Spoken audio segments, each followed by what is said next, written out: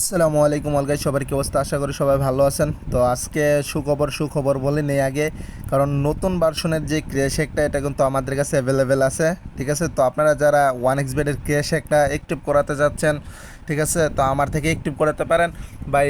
এখন এক একজনের আইডি এক এক রকমভাবে সিগন্যাল দেয়, প্রেডিকশন দেয়, ঠিক আছে।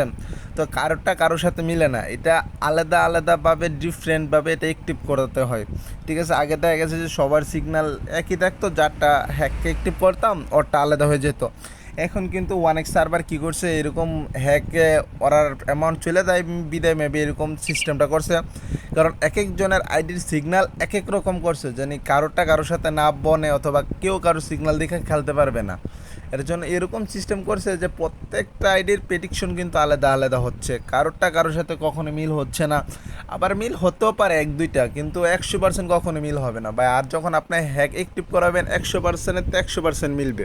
আর হ্যাক অনেকে বলে যে ভাই 95% কাজ করবে, এটা হচ্ছে শুধু প্রোমো কোডের দিয়ে আপনাকে বোধায় বানায় হুদায় টাকা গোলা নিব। ঠিক আছে, ওরা বলবো যে ভাই আমার প্রোমো কোডে একটা অ্যাকাউন্ট করেন তাহলে আপনার এটা মিলবে, বা এগুলো হচ্ছে সব বোধাই বানানোর চেষ্টা করে। ঠিক আছে, তো আপনারা সবাই ভালো থাকবেন, টেক কেয়ার, আল্লাহ হাফেজ।